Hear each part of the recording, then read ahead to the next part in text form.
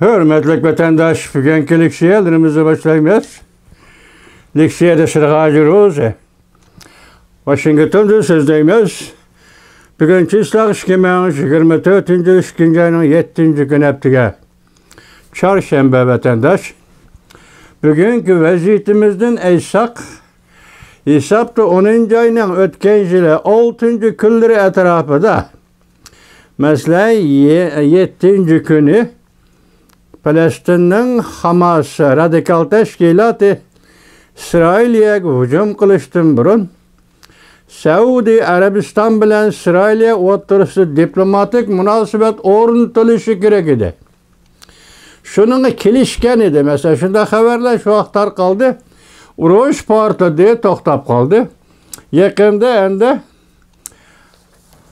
Saudi Arabistan Taşkı İşler Ministerliği Palestin doğrusu da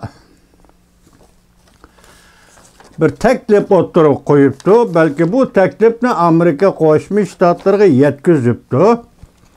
Bunun mavzusu, bunun koyulgan mavzumundaki vatandaş. Saudi Arabiya eğer Palestin müstakil devlet kuralmasa, Saudi Arabistan İsrail'e bilen diplomatik münasebet ornatmaydı.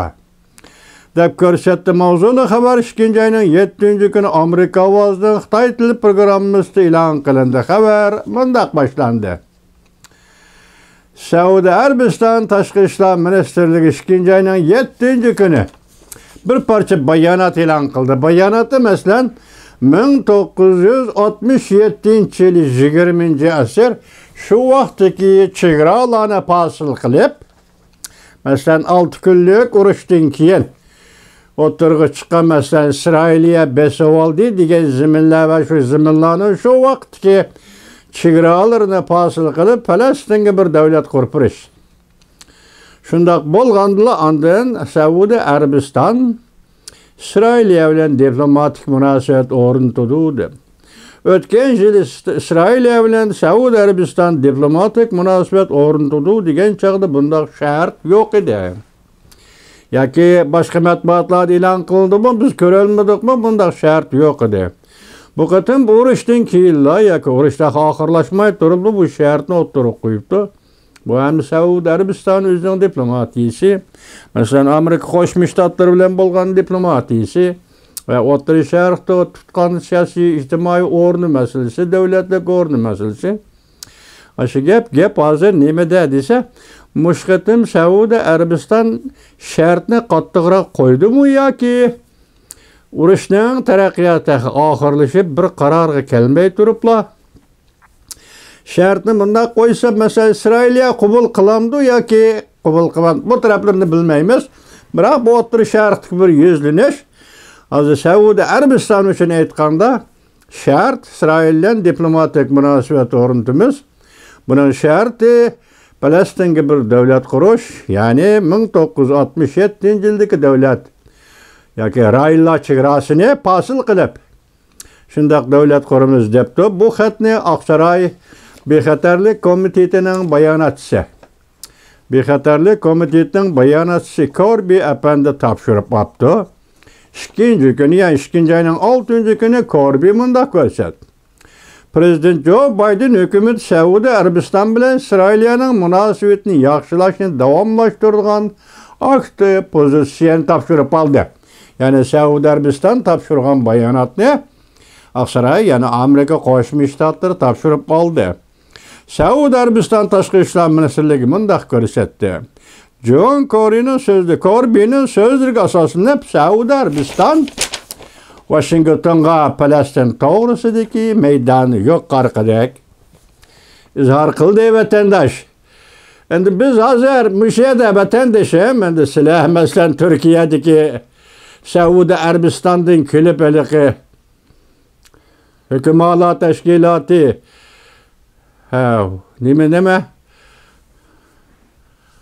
Uluq Zatlar Teşkilatı degan teşkilatdan kurgan kişiler Saudi Arabistan'dan kelip bu oturlukta Palestin doğrusudaki mesele tarih dünyaya çıkıp oldu. O geple ketdi. Yani şundaq oxşaşlı bir Müslüman, yani İslam dini işindiğen bir Uygur degan millet hazır otur Asiyada. Her yılı 35 bin adamdan ciğeriden ayrılıp, böğründen ayrılıp, yürüğünden ayrılıp, onu tirik turguzup, operasiya kılıp, işki organlarını ele aldılar emas. Tirik turguzup, öldürüp, muşunda bulavatkandı İslam dünyasından bir eğiz, sen kimsen degen sual oturgu çıkmadı vatandaş. İslam dünyasından sen kimsen deydiğen bir eğiz gep oturgu çıkmadı. Endi hozir Türkiye'de qarindoshlar jamiyati ichilyapti, har yili yig'in, har yili va'dalarni beryapti. Biz undaq xizmat ishlaymiz islom dunyosiga, mundaq ishlaymiz islom dunyosiga. Mana bugungi Saudiya Arabistonining ifodasi yana dunyodagi talash tortish va talash tortish bo'lib kelayotgan. Ikkinchi bir taraf, ya'ni Isroiliyaga nisbatan aytgan ikkinchi bir taraf Falastin to'g'risida yuqoridagi ifoda bildiribdi.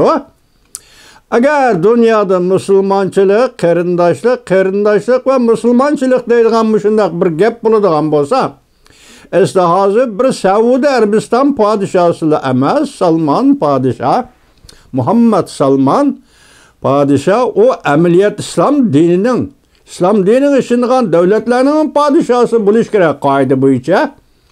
Shunday bo'lgan ahvolda siz musulmon Uyg'urlar to'g'risida nima dedi? Eshitdimi? Şunadan körüvelenki vatandaş O'rta Sharq musulmonlari bilan O'rta Osiyo musulmonlari o'rtasidagi farq ne? Masalan, arablarning nazarida O'rta Sharq arablarining nazarida O'rta Osiyo bo'ysundirilgan millat. Qilich bilan islom dinini qabul qildirib, O'rta Osiyodagi millatlar, bo'lib Uyg'urdek millatlar bo'ysundirilgan millat qatorida sang muomala qilyapti degan.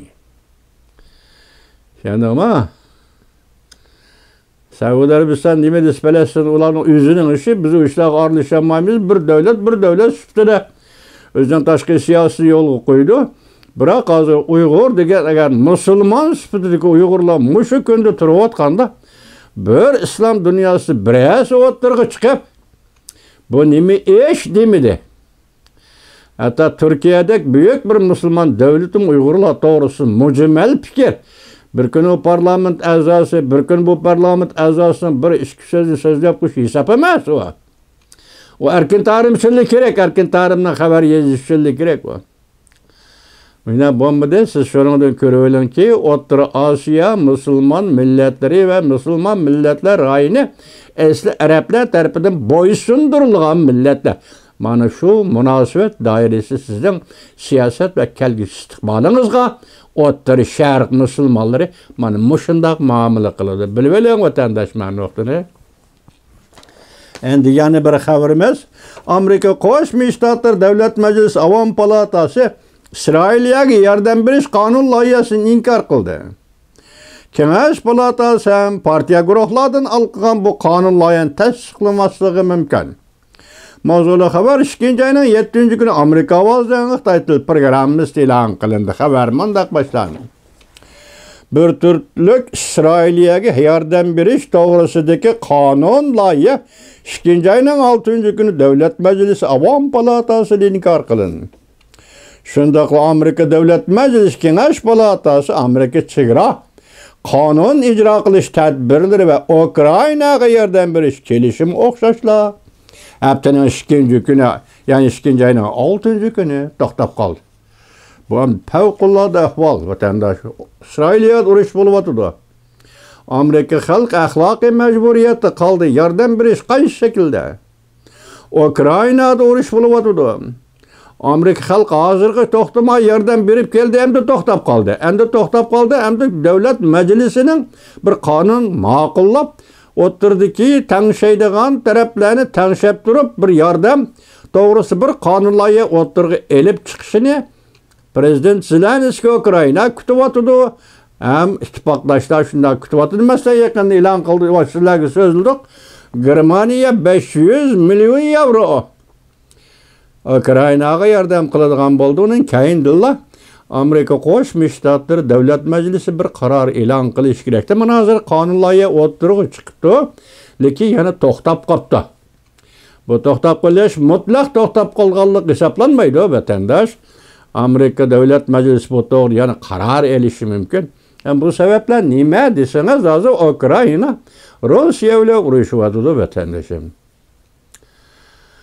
Rusya ile uğraşıvatılı vatandaşım. Hazır bu 20 yıl bir yıldaki vakit degende İsrail'e mi Hamas bilen uğraş kılıvatı bu uğraş ya toktaydı kallığı. Doğrusu hiç kanda haber yok vatandaşım. Hazır bugünkü gep bu leksimizdeki muhim gep Saudi Arabistan Palestin doğrusu ana şunda qattiq ifade bildirdi. Uyg'urning kishilik huquqi to'g'risida ifade bildirish bu yoqda olsun. Bu nima gap bizga tushuntirib qo'y degan bir og'iz gap nima qilmadi demoqchiman vatandoshim. Yani siz shunday tushunsangiz bo'ladi buni.